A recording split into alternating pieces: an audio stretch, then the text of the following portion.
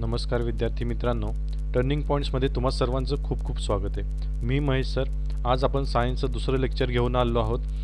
Turning पॉईंट्समध्ये तुम्हाला मी असं सांगितलं होतं की आपण सायन्सची सिरीज चालू करत आहोत. त्यानुसार लास्ट लेक्चर आपलं सायन्सचं पहिलं लेक्चर झालं होतं. त्यामध्ये बऱ्याच जणांचा चांगला रिस्पॉन्स आला होता. त्यातीलच आपल्या एका विद्यार्थ्याने विचारलं होतं, सर इस्रोबद्दल एक व्हिडिओ बनवा. ठीक आहे, त्यामुळं आपण हा व्हिडिओ त्यांच्यासाठी त्यांच्या डिमांडवरती घेऊन आलो आहोत. त्यांच्यासाठी खास तुम्हाला जर कोणत्याही टॉपिकवरती सायन्सचा जर एखादा व्हिडिओ लेक्चर पाहिजे असेल तर तुम्ही सांगू शकता. आपण व्हिडिओ सिरीज चालू केली आहे सायन्ससाठी. कारण का NTPC आणि ग्रुप डीचं खूप मोठ्या प्रमाणावरती वारं व्हायला लागलं आहे. NTPC तर एक फेज ऑलमोस्ट कंप्लीट झाली आहे. सेकंड फेज आता 16 तारखेला चालू होते आणि तिसरी फेजसुद्धा लवकरच चालू होईल. ठीक आहे, महाराष्ट्रातल्या मुलांचा दुसऱ्या आणि तिसऱ्या फेजला बऱ्यापैकी नंबर आलेले आहेत आणि सगळ्यांची एकच सांगणं होतं, बऱ्याचशे मुलं टर्निंग पॉईंटसोबत जोडलेली आहेत. ठीक आहे, बऱ्याच लोकांशी डेली कॉन्टॅक्ट्स येत आहेत, फोनवरून मेसेजेसवरून. बऱ्याच जणांचे चांगले फीडबॅक्स आहेत. तुमचे चांगले फीडबॅक ऐकले की खूप बरं वाटतं, कारण एवढी जी आम्ही मेहनत घेतो आहे NTPC आणि ग्रुप डीसाठी त्याचं कुठंतरी एक चीज झाल्यासारखं वाटतं. तुमचे चांगले फीडबॅक, तुमचे चांगल्या कमेंट्स आल्यानंतर.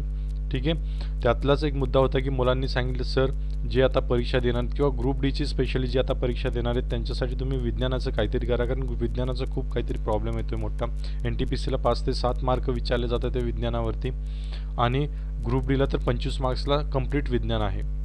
ठीक आहे, त्यामुळे तुम्ही थोडंसं विज्ञानावरती फोकस करा. त्यातूनच आपण विज्ञानाची सिरीज चालू करतो आहे मुलांसाठी खास, ते सुद्धा फ्रीमध्ये.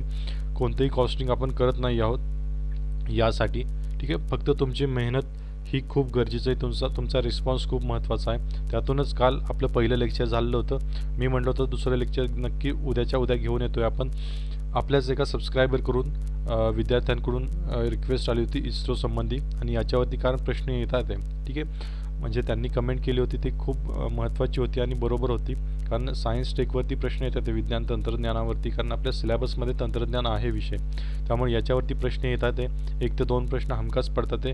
मी जेव्हा पेपर दिला होता माझ्या शिफ्टला 2 प्रश्न आले होते. कोणते आले होते मी तुम्हाला लास्ट लेक्चरला सुद्धा सांगितलं होतं, आजही सांगेन. ठीक आहे, त्यामुळे म्हटलं नुसतं इस्रोवरती व्हिडिओ बनवण्यापेक्षा इस्रोवरती व्हिडिओ झाला असता आणि खूप छोटा झाला असता. त्यासाठी जे काय अवकाश संशोधन आहे आणि भारताने आत्तापर्यंत ज्या काही प्रगती केल्यात, लेटेस्ट ज्या काही प्रगती आहेत आणि आत्तापर्यंत ज्या काही केलेल्या प्रगती आहेत त्या सर्वांचा आढावा घेऊ आपण. व्हिडिओ थोडासा मोठा होईल, कदाचित 2 भागांमध्ये व्हिडिओ डिवाईड होईल, पण तो तुमच्यासाठी खूप महत्त्वाचा असेल. खूप म्हणजे खूप महत्त्वाचा असेल, कारण हा डेटा तुम्हाला कुठं मिळणार नाही आणि कोण तुम्हाला असा प्रोव्हाइड करणार नाही. तो सगळा डेटा मी तुमच्यासमोर घेऊन आलो आहे. आत्तापर्यंत आपण काय काय केलं आहे तर बघा. सायन्सची आपण सिरीज चालू केली होती. काल आपण सायंटिस्ट आणि त्यांनी लावलेले शोध हे बघितलं होतं. आपण एक चॅनल क्रिएट केलं आहे टेलिग्रामवरती. चॅनल कशासाठी क्रिएट केलं आहे तर मला तुम्हाला विज्ञानाचे सगळं काही मटेरियल तिथं प्रोव्हाइड करायचं आहे. रेग्युलर जे आपल्या जे लेक्चर्स होतील त्याची PDF शिवाय इतर काही जे PDFs आहेत माझ्याकडे त्या सगळ्या तुम्हाला प्रोव्हाइड करायच्या आहेत, ज्या एक्झाम पॉईंट ऑफ व्ह्यूने. म्हणजे काही फापट पसारा तुम्हाला मी देणार नाही आहे. फक्त जे एक्झाम पॉईंट ऑफ व्ह्यूने जे काही महत्त्वाचे आहेत, एक मार्क आपल्याला गोळा करायचा आहे, ती सगळी महत्त्वाची माहिती मला तुम्हाला प्रोव्हाइड करायची आहे. त्यामुळे मी तो चॅनल बनवलेला आहे आणि तो चॅनल फक्त त्याचसाठी आहे. ओनली ॲडमिन असं त्याचं सेटिंग केलेलं आहे. तिथं कोणी मेसेज करू शकत नाही. फक्त मी तिथं जे डॉक्युमेंट आहे तेच प्रोव्हाइड करेन. ठीक आहे, तुमच्या वेळेचा मला चांगला सदुपयोग करायचा आहे. ठीक आहे, त्यासाठी तिथं कोणती जाहिरातबाजी होत नाही, तिथं कोणती गोष्ट होत नाही. तिथं फक्त मीच प्रोव्हाइड करतो तुम्हाला विज्ञानाचे डॉक्युमेंट्स किंवा इतर काही महत्त्वाच्या गोष्टी असतील ते तरच मी तिथं प्रोव्हाइड करतो. ठीक आहे, काल ते परवापासूनच तो चॅनल मी चालू केलेला आहे. तिथं तुम्ही येऊ शकता. तिथं बऱ्यापैकी तुम्हाला सगळं मटेरियल मिळून जाईल. ठीक आहे, बाकीच्या कोणत्याही गोष्टी होणार नाहीत. तुमची टाईम प्रायोरिटी ही ऑलमोस्ट माझ्यासाठी खूप महत्त्वाची आहे. त्यासाठी त्या सर्व गोष्टींचे भान ठेवूनच तो चॅनल क्रिएट केलेला आहे.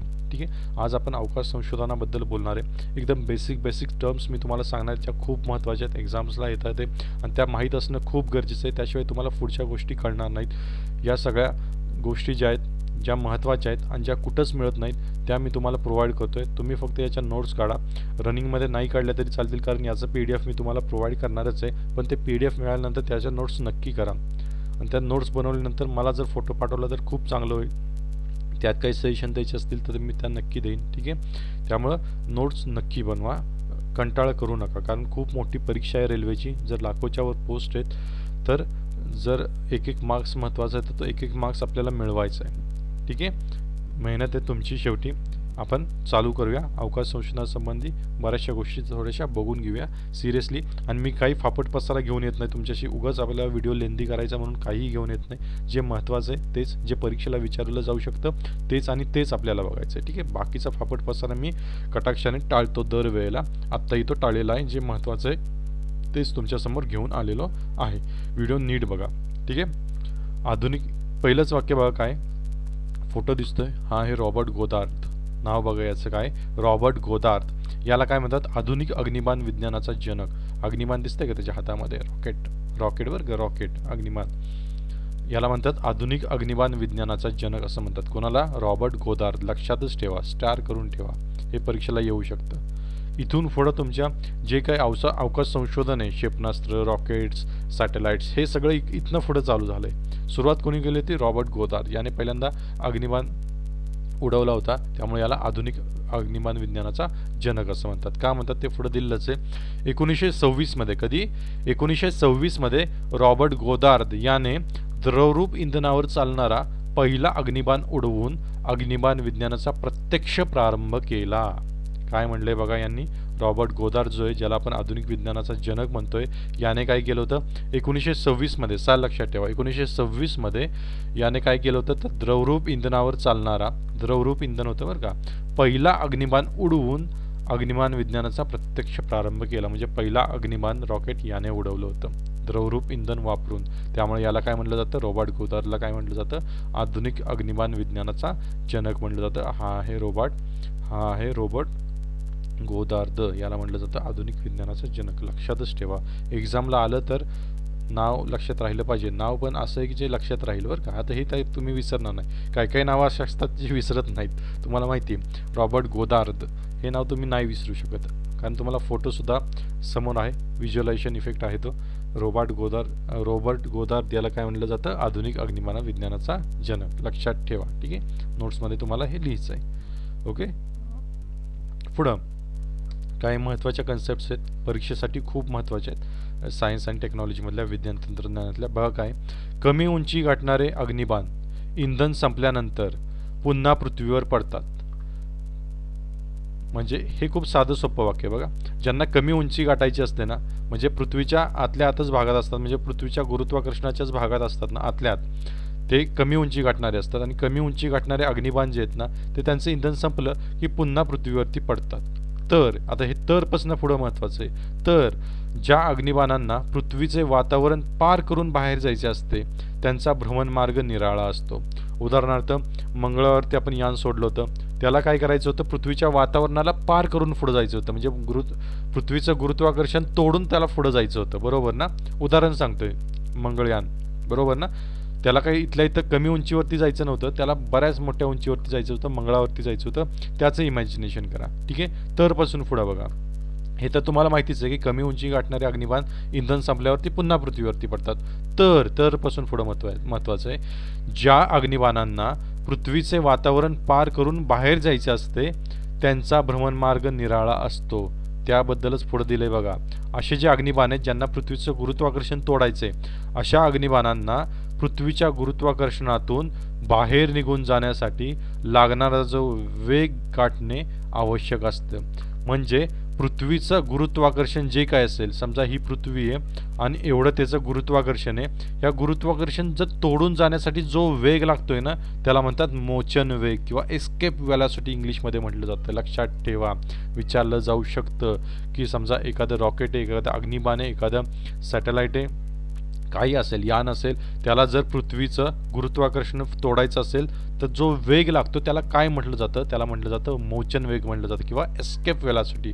तिथून एस्केप करायचं त्याला, म्हणजे तिथून त्याची सुटका करून घ्यायची. एस्केपचा अर्थ होतो सुटका करून घेणे. म्हणजे बघा, ही समजा पृथ्वी आहे जी इथं काढलेली आहे मी, ही समजा परत काढतो. समजा ही पृथ्वी आहे आणि ह्या पृथ्वीचा इथपर्यंत आहे गुरुत्वाकर्षण आणि रॉकेटला हे गुरुत्वाकर्षण तोडून जायचं आहे पूर्णपणे. तर हे गुरुत्वाकर्षण तोडण्यासाठी जो वेग लागतोय ना, कशालाही, अग्निबाणाला लागू द्या, नाही तर तुमच्या उपग्रहाला यानाला लागू द्या, जो वेग लागतो ना त्याला म्हणतात मोचन वेग. काय म्हणतात त्याला, मोचन वेग, एस्केप वेलॉसिटी. म्हणजे समजा ही पृथ्वी आहे आणि हे तिचं गुरुत्वाकर्षण आहे, हे गुरुत्वाकर्षण, हे पृथ्वीवरून उड्डाण करणारे तुमचं रॉकेट, बरोबर, अग्निबाण, हे तोडण्यासाठी आता हे अग्निबाणाला हे गुरुत्वाकर्षण तोडलं पाहिजे, नाही तर ते गुरुत्वाकर्षण जर तोडलं नाही तर रॉकेट परत एकदा पृथ्वीवरती पडणार आहे, बरोबर, परत एकदा पृथ्वीवरती पडू शकतं, बरोबर ना. मग हे गुरुत्वाकर्षण तोडलं पाहिजे. मग हे गुरुत्वाकर्षण तोडण्यासाठी जेवढा वेग लागतो त्या अग्निबाणाला त्याला म्हटलं जातं मोचन वेग किंवा एस्केप वेलॉसिटी. आणि हा जो वेग आहे ना, मोचन वेग किंवा एस्केप वेलॉसिटी, हा प्रत्येक ग्रहाच्या गुरुत्वाकर्षणानुसार वेगवेगळा असतो. इथं मी तुम्हाला पृथ्वीचं एक्झाम्पल सांगितलं. पृथ्वीचं गुरुत्वाकर्षण काही प्रमाणात असेल. सगळ्यात जास्त गुरुत्वाकर्षण असतं गुरु या ग्रहाचं, त्याचं पुढं उदाहरण आलंच आहे, बरोबर ना. पृथ्वीवरून जर निसटून जायचं असेल, पृथ्वीवरून जर निसटून जायचं असेल तर मोचन वेग किती लागतोय बघा, लक्षात ठेवा, एक्झामला विचारतात. 11.2 किलोमीटर प्रति सेकंद, म्हणजे एका सेकंदाला 11.2 किलोमीटर एवढा वेग पाहिजे त्याचा. एका सेकंदाला 11.2 किलोमीटर पार केलं पाहिजे त्याने, म्हणजे जवळपास 11 किलोमीटर एका सेकंदाला पार केलं पाहिजे त्याने. याला म्हणतात मोचन वेग. म्हणजे जर पृथ्वीवरून निसटून जायचं असेल एखाद्या अग्निबाणाला तर एवढा, पृथ्वीच्या गुरुत्वाकर्षणातून निसटून जायचं असेल तर एवढा वेग पाहिजे त्या यानाचा. एवढा वेग जर नसेल तर ते यान जे ते गुरुत्वाकर्षणामुळे परत एकदा पृथ्वीवरतीच येईल. ठीक आहे. जर पृथ्वीच्या बाहेर जायचे, दुसऱ्या ग्रहावरती जायचे, पृथ्वीचं गुरुत्वाकर्षण तोडायचंय, तर एक विशिष्ट वेग लागतो त्या अग्निबाणाचा. त्या वेगाला म्हटलं जातं मोचन वेग किंवा एस्केप वेलॉसिटी. आणि पृथ्वीवरून जर निसटून जायचं तर तो एस्केप वेलॉसिटी किती आहे, 11.2 किलोमीटर प्रति सेकंद. आणि असं म्हटलं की प्रत्येक ग्रहाच्या गुरुत्वाकर्षणापासून हा वेग वेगवेगळा असू शकतो. पृथ्वीचा आहे 11.2 किलोमीटर पर सेकंद. चंद्राचा किती आहे, जर चंद्रावरून निसटून जायचं म्हटलं तर 2.4 किलोमीटर प्रति सेकंद. म्हणजे पृथ्वीपेक्षा जास्त आहे का कमी आहे, तर कमी आहे, बरोबर ना. कारण गुरुत्वाकर्षण कमी आहे चंद्राचं पृथ्वीपेक्षा, बरोबर ना. त्यामुळे जर पृथ्वीवरून निसटून जायचं आहे तर एवढा वेग पाहिजे, चंद्रावरून निसटून जायचं आहे तर एवढा वेग पाहिजे. सगळ्यात जास्त कोणाचं असतं गुरुत्वाकर्षण, तर सर्वात जास्त गुरुत्वाकर्षण असतं कोणाचं असतं, सगळ्यात जास्त गुरुत्वाकर्षण असतं गुरु या ग्रहाचं. कारण सर्वात मोठा ग्रह आहे ना गुरु, सगळ्यात मोठा ग्रह आहे गुरु, याचं सर्वात जास्त काय असतं, गुरुत्वाकर्षण असतं. त्यामुळं काय, इथून निसटून जाण्यासाठी जो वेग लागतोय तो सुद्धा जास्तच आहे ना, 59.5 किलोमीटर प्रति सेकंद, बरोबर ना. म्हणजे पृथ्वीवरून निसटून जाण्यासाठी वेग किती आहे, पृथ्वीचं गुरुत्वाकर्षण तोडण्यासाठीचा वेग किती लागत होता तुमच्या यानाला, 11.2 किलोमीटर प्रति सेकंद. चंद्राचं गुरुत्वाकर्षण कमी होऊन कमी लागत होता, पण पृथ्वीपेक्षा गुरु या ग्रहावरून जर निसटून जायचं असेल तर तुम्हाला वेग हा जास्त लागतोय. किती लागतोय बघा, 59.5 किलोमीटर पर सेकंद. लक्षात ठेवा, एक्झामला येऊ शकतं. याला म्हणतात एस्केप वेलॉसिटी, मोचन वेग. म्हणजे समजा हा गुरु हा ग्रह आहे, ठीक आहे, आणि गुरुचं गुरुत्वाकर्षण इथपर्यंत पसरलेलं आहे, तर इथून जर निसटून जायचं झालं त्याला तर एवढा वेग पाहिजे, 59.5 किलोमीटर पर आवर, किलोमीटर प्रति सेकंद, नॉट आवर, किलोमीटर प्रति सेकंद एवढा वेग पाहिजे. एवढा वेग नसेल तर काय होईल, तो परत ग्रहावरतीच पडेल, तो परत गुरु या ग्रहावरतीच यान ते किंवा अग्निबाण पडेल, बरोबर ना. एवढा वेग पाहिजे किंवा याच्यापेक्षा जास्त वेग पाहिजे. आणि ह्या वेगाला काय म्हटलं जातं, मोचन वेग. म्हणजे आता तुमच्या लक्षात आलं असेल की एखाद्या ग्रहाच्या गुरुत्वाकर्षणातून बाहेर पडण्यासाठी जेवढा वेग त्या अग्निबाणाला पाहिजे त्या वेगाला म्हटलं जातं मोचन वेग, एस्केप वेलॉसिटी. आणि प्रत्येक ग्रहाच्या गुरुत्वाकर्षणानुसार तो वेग वेगवेगळा असू शकतो.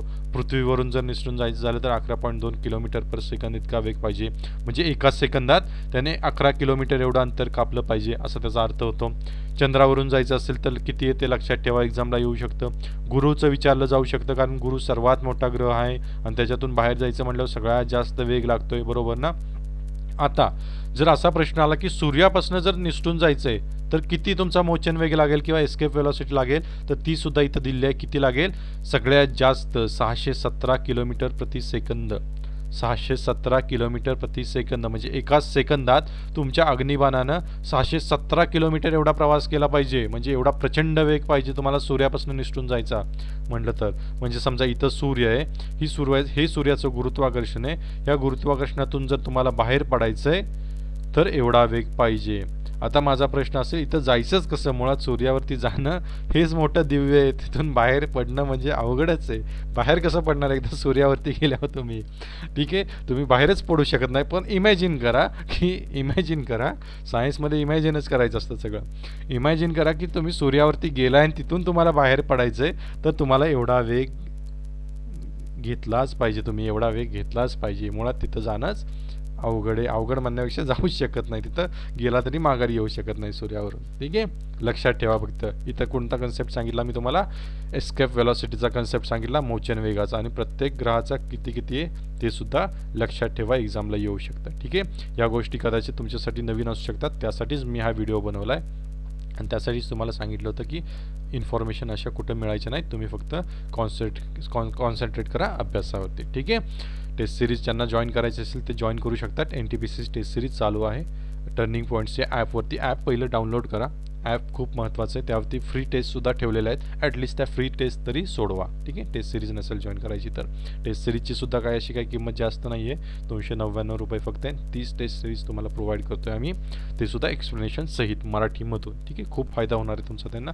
ॲटलिस्ट त्या 299 रुपये तुम्हाला खूप वाटत असतील, ठीक आहे, त्या खूप नाही आहेत, खूप वाटत असतील तर ॲटलिस्ट फ्री टेस्ट तरी सोडवा, त्यासाठी ॲप डाउनलोड करा. ठीक आहे, त्याची लिंक मी डिस्क्रिप्शनमध्ये दिलेली आहे. ओके, पुढे जाऊया.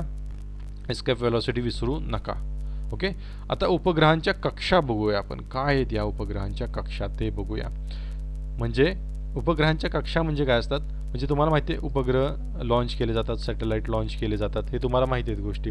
अवकाशामध्ये, अंतरिक्षामध्ये लॉन्च केले जातात, ह्या गोष्टी तुम्हाला माहिती आहेत. ठीक आहे, पण त्या एका विशिष्ट कक्षेत तुम्हाला त्या उपग्रहापासून कोणतं काम करून घ्यायचं आहे याच्या बेसिसवरती त्यांच्या कक्षा ठरलेल्या असतात. ठीक आहे, लक्षात घ्या, कोणतं काम करून घ्यायचं आहे याच्यावर त्याची कक्षा ठरलेली असते.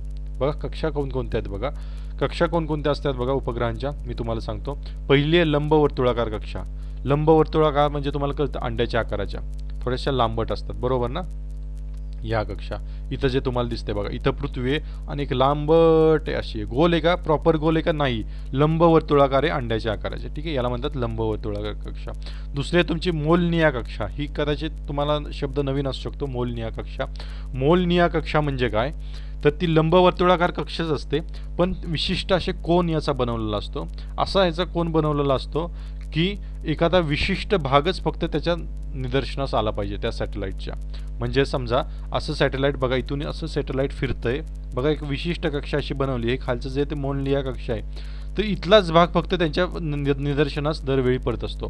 म्हणजे सकाळचे 8 वाजले, आज सकाळी 8 वाजता जो भाग निदर्शनास पडतो ना त्या उपग्रहाच्या, तोच उद्या सकाळी 8 वाजता तोच भाग निदर्शनास पडतो. आज सकाळी 9 वाजता जो भाग त्याच्या निदर्शनास पडतोय ना, तोच उद्या सकाळी 9 वाजता तोच भाग त्याच्या निदर्शनास पडतो. अशी एक सिस्टीम बनवली असते, अशी एक कक्षा बनवली आहे, त्याला म्हणतात मोलनिया कक्षा. या कक्षेचा शोध कोणी लावला असा प्रश्न विचारतात. या कक्षेचा शोध लावला होता रशियाने. रशिया देशाने याचा शोध लावला होता. मोलनिया हा त्यांच्याकडचा शब्द आहे.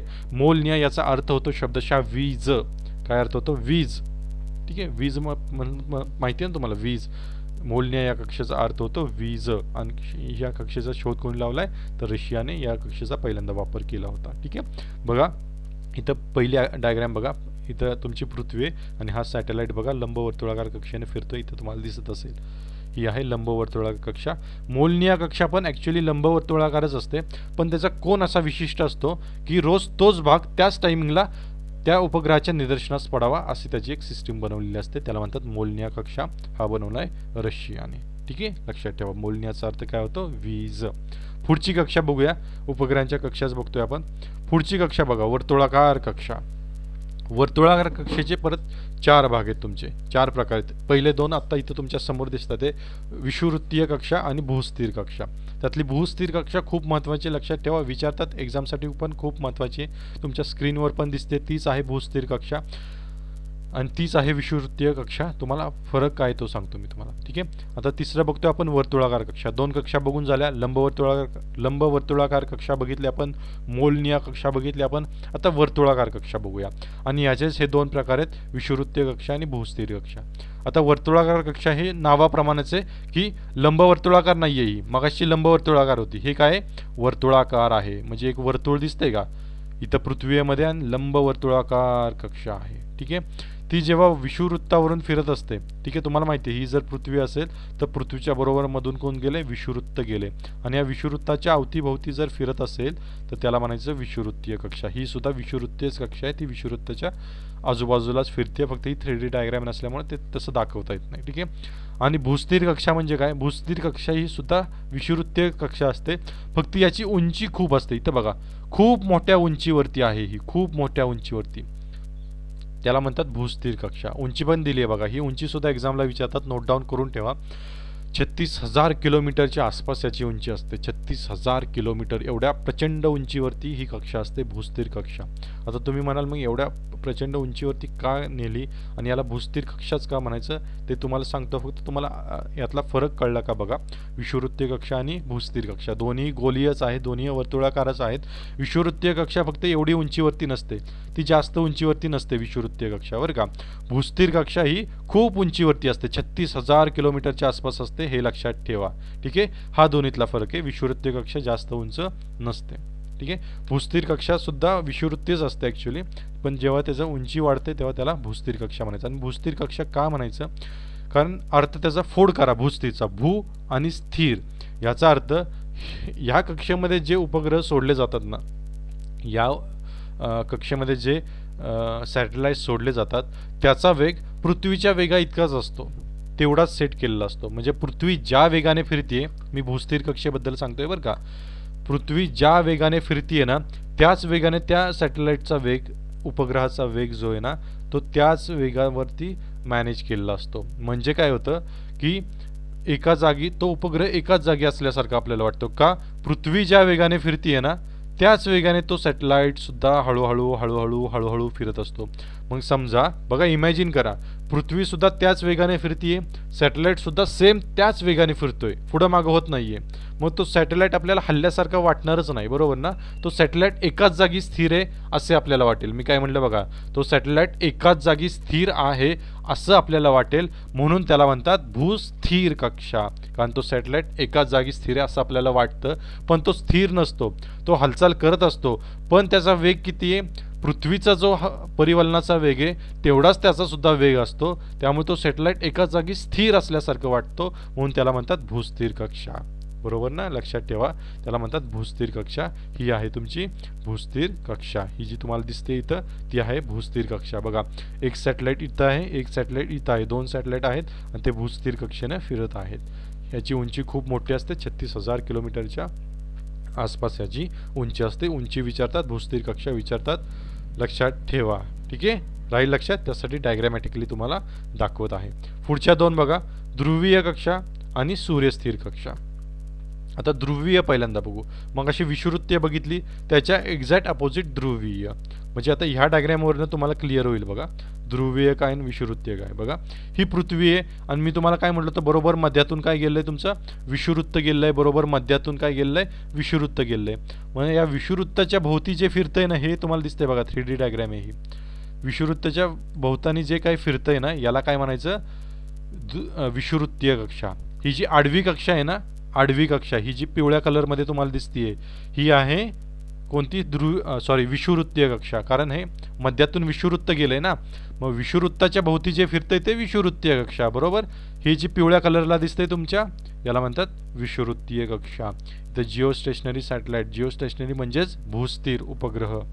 ठीक आहे, भूस्थिर कक्षा ही 36,000 किलोमीटरची. ठीक आहे, आता आपल्याला बघायची आहे ध्रुवीय कक्षा, जी रेड कलरमध्ये दिसते, तुम्हाला ध्रुवीय कक्षा म्हणतात याला. ठीक आहे, ध्रुवीय कक्षा जी रेड कलरमध्ये तुम्हाला इथं दिसत आहे ना, ती आहे ध्रुवीय कक्षा. कारण इथं एक ध्रुव असतो, तुम्हाला माहिती आहे, जसं मध्यातून विषुववृत्त गेला आहे तसं इथं एक ध्रुव आहे आणि इथं एक ध्रुव आहे, बरोबर ना. दोन साईडला दोन ध्रुव आहे, ज्याला पोलार म्हटलं जातं, पोलार म्हणतात. ठीक आहे, आणि या पोलार या ध्रुवांच्या भोवतणी जे कक्षा निर्माण झाली आहे रेड कलरमध्ये जी तुम्हाला दिसतीये ती आहे ध्रुवीय कक्षा. ती कोणती कक्षा आहे, ध्रुवीय कक्षा आहे ती. राहील ना लक्षात, याला म्हणतात पोलार ऑर्बिट किंवा ध्रुवीय कक्षा. ही ध्रुवीय कक्षा म्हणजे रेड कलरमध्ये तुम्हाला जी दिसतीये ती ध्रुवीय. म्हणजे विषुववृत्ताच्या भोवती जी फिरते ती विषुववृत्तीय कक्षा, ध्रुवांच्या भोवती जी फिरते ती उभी ध्रुवीय कक्षा. ध्रुवीय कक्षा ही उभी असते, लक्षात ठेवा.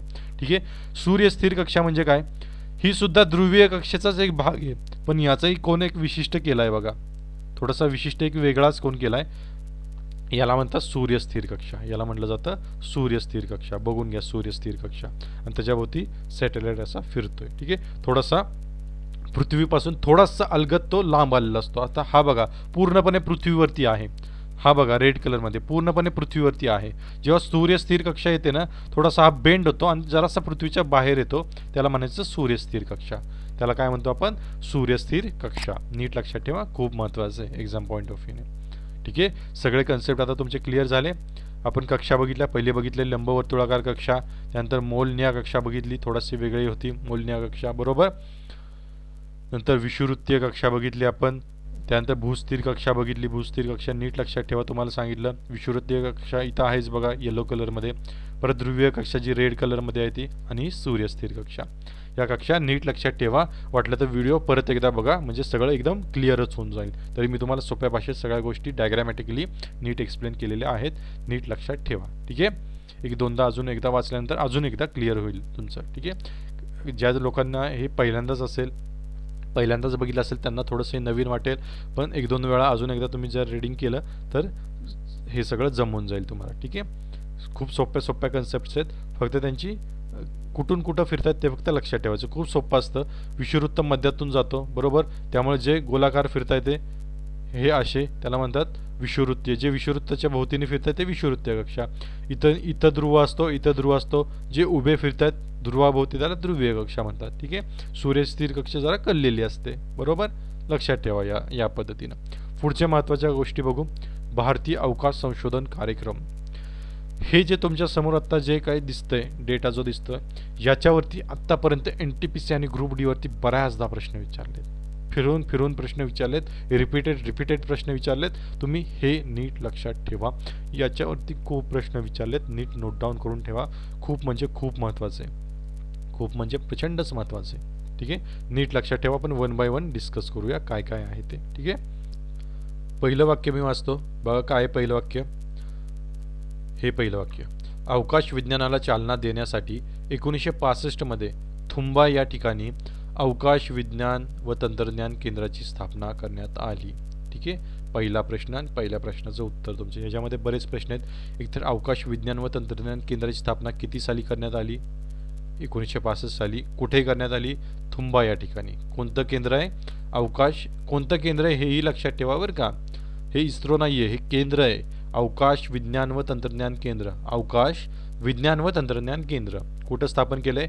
थुंबा या ठिकाणी 1965 या साली. ठीक आहे, लक्षात राहील. त्यानंतर हळूहळू उत्क्रांती कशी होत गेली बघा, हळूहळू काम कसं वाढवत नेलं आहे बघा. त्यानंतर अवकाश विज्ञानाचे वाढते महत्त्व लक्षात घेऊन, अवकाश विज्ञानाचे वाढते महत्त्व लक्षात घेऊन बंगळुरू येथे 1969 मध्ये अवकाश संशोधन संस्थेची म्हणजेच इस्रोची स्थापना झाली. कशाची? इस्रोची स्थापना. प्रश्न विचारतात, तुम्ही सुद्धा वाचला असेल, किती साली झाली? 1969 साली झाली. त्याचं मुख्यालय कुठे आहे? बंगळुरू. कुठं स्थापना झाली त्याची? बंगळुरूला त्याची स्थापना झालेली आहे. हा प्रश्न सर्रास विचारला जातो, बऱ्याच परीक्षांमध्ये विचारला जातो आणि सगळीकडे विचारला जातो. म्हणजे कोणती या देशातली, भारतातली कोणती परीक्षा असू दे, हा प्रश्न सगळीकडे विचारला जातो. फेवरेट क्वेश्चन आहे सगळ्यांचा. इस्रोची स्थापना किती साली, कुठं? ठीक आहे, त्यामुळे लक्षात घ्या. बघा काय काय बघितलं आपण. 65 साली केंद्र स्थापन केलं होतं, अवकाश विज्ञान व तंत्रज्ञान केंद्र थुंबा या ठिकाणी. त्यानंतर सायंटिस्ट लोकांना कळायला लागलं, भारत सरकारला सुद्धा कळायला लागलं की अवकाश विज्ञानामध्ये काहीतरी काम केलं पाहिजे, आपली आपण प्रगती केली पाहिजे, दुसऱ्यांवरती अवलंबून नाही राहिलं पाहिजे.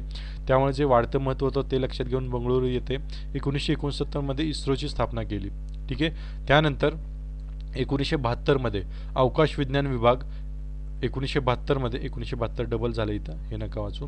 त्यानंतर 1972 मध्ये अवकाश विज्ञान विभाग अणुऊर्जा विभागापासून वेगळा करण्यात आला. म्हणजे सुरुवातीला अणुऊर्जा विभाग, हा अणुऊर्जाचा विभाग आणि अवकाश विज्ञान विभाग हे एकत्र काम करत होते 1972 सालापर्यंत.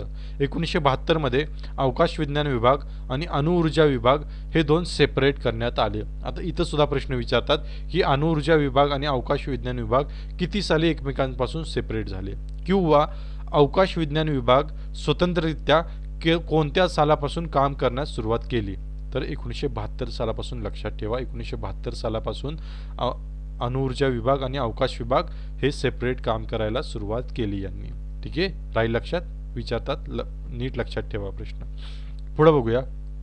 हा खूप महत्त्वाचा आहे, स्टार करून ठेवा.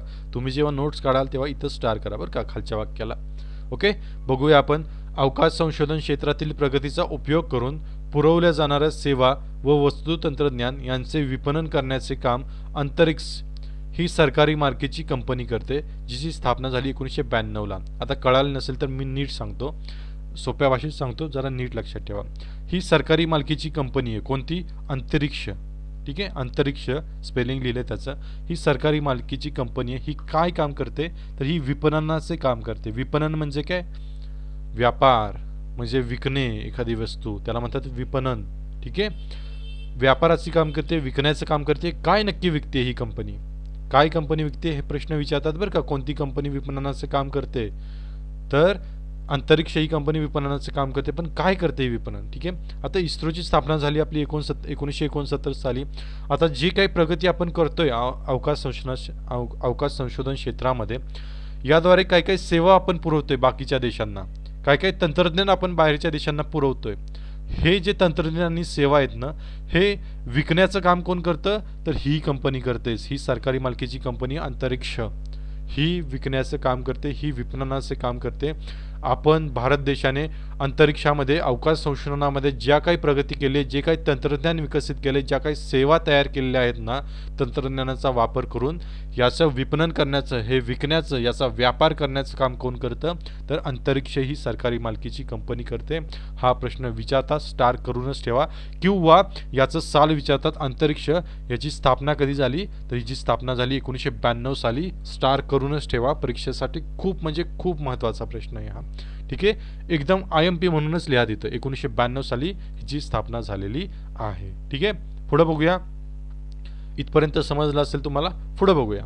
1962 साली काय झालं बघा. 1962 साली हा प्रश्न ॲक्च्युली मी आत्ता परीक्षेला गेलो तेव्हा विचारला होता. 1962 साली अणुऊर्जा विभागाने अवकाश संशोधनाकडे लक्ष पुरवण्यासाठी विशेष समिती स्थापन केली होती. या विशेष समितीनंतरच तुमच्या इस्रोची स्थापना झाली 69 साली. समिती किती साली स्थापन केली होती?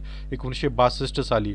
ठीक आहे, म्हणजे अणुऊर्जा विभागाला लक्षात आलं होतं की आता अणुऊर्जा विभागाने बघा, अणुऊर्जा विभागाने जर एखादा अणुबॉम्ब बनवला, ठीक आहे, अणुबॉम्ब बनवला आणि तो वाहून नेण्याची जर गरज पडलीच, गरज पडू नये पण जर वाहून नेण्याची जर गरज पडलीच, तर आपल्याकडे एखादं रॉकेट पाहिजे ना तो अणुबॉम्ब वाहून नेण्यासाठी, बरोबर ना.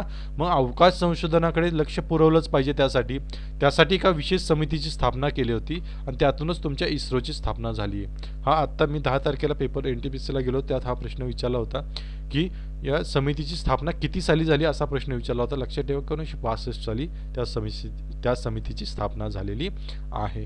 लक्षात ठेवा, कारण का अगोदर एक थोडीशी माहिती लक्षात घ्या. अगोदर अणुऊर्जा विभाग आणि अवकाश संशोधन विभाग एकत्र काम करत होते. ठीक आहे, अणुऊर्जा विभाग काय काम करत होतं? तर अणुबॉम्ब बनवणं, ज्याला थर्मोन्यूक्लिअर डिव्हाइस म्हणतात, हायड्रोजन बॉम्ब बनवलं, असली कामं करत होतं. आणि जर अणुबॉम्ब बनवले भविष्यात, आता या 1962च्या कालखंडामध्ये जे संशोधक होते, शास्त्रज्ञ होते, त्यांना असं वाटलं की उद्या जर आपण अणुबॉम्ब बनवलाच आणि तो एखाद्यावरती टाकण्याची वेळ आलीच, तर ते वाहून नेण्यासाठी आपल्याकडं एखादं रॉकेटसुद्धा हवं, बरोबर ना, लॉन्चिंग पॅड हवं. मग त्याच्यासाठी काहीतरी विकसित केलं पाहिजे. मग त्यासाठी इस्रोची स्थापना करण्यात आली आणि अवकाश संशोधनाकडे एक वेगळ्या पद्धतीने बघण्यात आलं. त्याच्यासाठी त्याचं महत्त्व लक्षात घेऊनच त्याच्यामध्ये प्रगती करण्यात आली, हे लक्षात ठेवा. ठीक आहे, पण 1972 पर्यंत दोघं सध्या एकत्रच होते. 1972 मध्ये अणुऊर्जा विभाग वेगळा झाला आणि अवकाश विभाग वेगळा झाला, हे लक्षात ठेवा. आणि अंतरिक्ष या कंपनीला विसरू नका. हिची स्थापना झाली 1992 साली. नीट म्हणजे नीट लिहून घ्या. हे तुमच्या समोर आता जे काही दिसते हे ते नीट लिहून घ्या. ठीक आहे, पुढे बघूया. सगळ्यात महत्त्वाचं याच्यावरती प्रश्न विचारतात. सतीश धवन अवकाश केंद्र, सतीश धवन अवकाश केंद्र हे काय हे विचारतात बघा. हे बऱ्यापैकी सगळ्यांना माहिती असतं सतीश धवन अवकाश केंद्र काय आहे ते. सतीश धवन अवकाश केंद्र, इथून बऱ्यापैकी सगळे जे काही उपग्रह आहेत ते इथून प्रक्षेपित केले जातात. हे काय, हे कुठं आहे हे विचारलं जातं. हे आहे आंध्र प्रदेशातील श्रीहरिकोटा या बेटावरती आहे. याला पूर्वी शार असं नाव होतं, हा शॉर्ट फॉर्म आहे. ठीक आहे, याचं नाव नंतर बदललं. सतीश धवन हे खूप मोठे सायंटिस्ट होते, त्यांच्यावरूनच याचं नाव याला देण्यात आलं. सतीश धवन अवकाश केंद्र असं याचं नाव करण्यात आलं. नामकरण किती साली केलं हे सुद्धा विचारतात, त्यासाठी ते मी स्पेसिफिकली लिहिलं आहे. हे जे केंद्र आहे हे श्रीहरिकोट्याला आहे आंध्र प्रदेशामध्ये. इथून सगळेच्या सगळे उपग्रह लॉन्च केले जातात, हे लक्षात ठेवा. इथूनच सगळे लॉन्च केले जातात उपग्रह. आणि याचं नाव नंतर सतीश धवन अवकाश केंद्र असं करण्यात आलं. सतीश धवन हे खूप प्रख्यात असे सायंटिस्ट होते, त्यांचं नाव देण्यात आलं या अवकाश केंद्राला. आणि असं नामकरण किती साली झालं हा प्रश्न विचारतात. हे नामकरण झाले तुमचं 2002 साली. हे नामकरण झाले तुमचं 2002 साली हे नामकरण करण्यात आलेलं आहे, हे लक्षात ठेवा. ठीक आहे. आणि या ठिकाणी उपग्रह प्रक्षेपणाची प्रत्यक्ष व्यवस्था आहे, म्हणजे लॉन्चिंग पॅड वगैरे इथं आहे. म्हणजे खूप बाहेरच्या देशातनं लोकसुद्धा, म्हणजे बाहेरचे देशसुद्धा आपल्या इथून येतात, आपल्या इथं येतात आणि आपल्या इथून जे रॉकेट सोडतात हे लक्षात घ्या. क्षेपणास्त्र आपल्या इथून सोडतात, सॅटेलाइट्स आपल्या इथून लॉन्चिंग करतात. त्यालासुद्धा कारण आहे, ते मी तुम्हाला पुढच्या लेक्चरमध्ये सांगेन की आपल्या इथूनच का लॉन्च करतात ते सुद्धा सांगेन. ठीक आहे, हे लक्षात ठेवा. हे सतीश धवन अवकाश केंद्र कुठं आहे हे विचारतात. हे आंध्र प्रदेशातील श्रीहरिकोटा या बेटावरती आहे. आणि याचं नामकरण कधी केलंय हे विचारतात.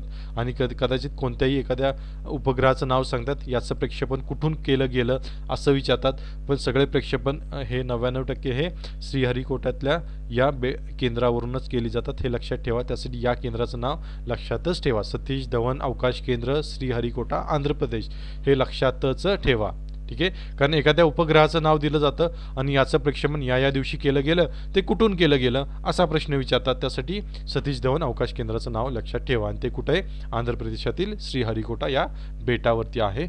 आणि याचं नामकरण केलं गेलंय, सतीश धवन यांचं नाव दिलं याला 2002 साली, हे लक्षात ठेवा. ठीक आहे. हा चॅप्टर खूप मोठा आहे आणि खूप मोठा होणार आहे याचा डेटा. तुम्हाला याचा एकही मार्क्स याचा जाणार नाही याची मी काळजी घेतोय. त्यासाठी हा व्हिडिओ खूप लेंदी होतोय. त्यासाठी आपण याचं 2 पार्टमध्ये विभागलेलं आहे. पुढचं लेक्चर आपण उद्या किंवा परवा लगेच पाहू. Thank you very much. तुम्हाला फक्त काय करायचं, तुमच्या मित्रांपर्यंत पोहोचवा. ज्यांनी चॅनलला सबस्क्राईब केलं नसेल त्यांनी सबस्क्राईब करा आणि टेलिग्राम चॅनल नक्की जॉईन करा. ठीक आहे. आणि जे NTPCचे पेपर देत आहेत आणि ग्रुप डीचे पेपर देतात त्यांनी NTPCचं पुस्तक नक्की खरेदी करा. विजयपथ पब्लिकेशनचं मी सुद्धा स्वतः तेच रेफर केलं होतं. विजयपथ पब्लिकेशनचं खूप म्हणजे खूप मस्त पुस्तक आहे. त्यातूनच प्रश्न रिपीट होतात. ते 2016 साली जी NTPCची परीक्षा झाली आहे त्या परीक्षेचं सगळेच्या सगळे शिफ्टचे पेपर त्यांनी मराठीमध्ये ट्रान्सलेट केलेत, खूप उत्तमरित्या दिलेले आहेत. ते जर तुम्ही क्वेश्चन पेपर सोडवले तर तुम्हाला परीक्षा अजिबात अवघड जाणार नाही. NTPCसुद्धा आणि ग्रुप डीसुद्धा मी सुद्धा तेच रेफर केलं होतं. ज्यांना ते ऑनलाईन परचेस करायचे असेल घर बसल्या तर ते खाली लिंक दिलेली आहे मी, तिथं जाऊन तुम्ही ऑनलाईन परचेस करू शकता. डायरेक्टली पुस्तक विथ डिस्काउंट तुमच्या घरी पोहोचेल. डिस्काउंट सहित तुमच्या घरी ते पुस्तक पोहोचणार आहे. तुम्ही ते पुस्तक खरेदी करा. त्याची लिंक मी खाली डिस्क्रिप्शन बॉक्समध्ये दिलेली आहे. तुम्ही ते पुस्तक नक्की खरेदी करा. काही तुमचे प्रॉब्लेम्स असतील, काही इश्यू असतील, काही डाऊट्स असतील तर तुम्ही नक्की आमच्यापर्यंत पोचवा. तुम्हाला पुढचा व्हिडिओ कोणत्या याच्यावरती पाहिजे, पुढचा व्हिडिओ मी याच्यावरतीच बनवणार आहे, कंटिन्यू करणार आहे अवकाश संशोधनावरतीच, सायन्स अँड टेक्नॉलॉजीवरतीच. तुम्हाला जर कोणता प्रॉब्लेम येत असेल तर तुम्ही नक्की सांगा, त्यावरती आपण नक्की व्हिडिओ बनवू. Thank you very much. चॅनलला नक्की सबस्क्राईब करा. थँक्यू.